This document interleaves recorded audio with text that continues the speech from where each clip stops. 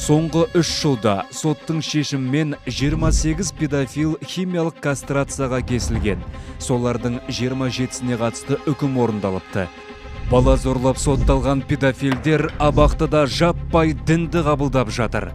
Бұл сәби құмар азғындардың өзге қылмыскерлердің құқайынан құтылу үшін ойлап тапқан амалы.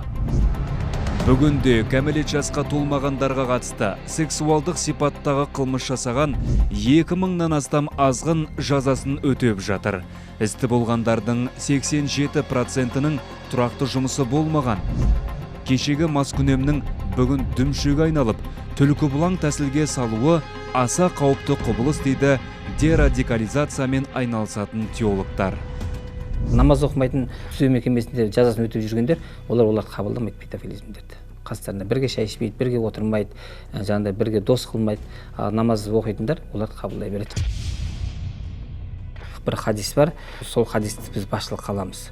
Өйткені адамның дінге келген кезде артқы өмірін қазбаламау. Сол себептен біз оларды қабылдай береміз дейді. Если раньше за это был спрос, то сейчас на зоне нету спроса этого. Но к ним начинают относиться, другие осужденные относятся как к людям второго сорта. И здесь они находят такой хороший вариант совершить покаяние, таубу. Были случаи, когда те же самые насильники, педофилы принимали ислам и натравливали, становились причиной конфликтов между верующими намазханами и представителями криминалитета. То есть для криминалитета этот человек является второстепенным таким низшим звеном, а для мусульман он является братом по вере. Түрмедегі адамдар кастасы үшке бөлінетін негізі. Біріншілер жаңағы администрацияға жұмыс істейтіндер, бұл енді жаңағы красный дейді, басқа дейді, былай жаргонмен айтқанда. Екіншілері черныйлар дейді, воровской идеяларын қуғандар болады. Және қазір үшінші каста пайда болды, бұл зеленыйлар. Администрация таңдаса, онда черныйлардың таяқ жейтін болады. Егер черныйлар таңдаса, администрациядан таяқ жейтін болады. Екеуінен де таяқ жемес үшін зеленыйлар таңдау керек та. Шариғи тұрда сондай амал жасаған адамға мұнафық 200 деген определение беріледі ондай адамға.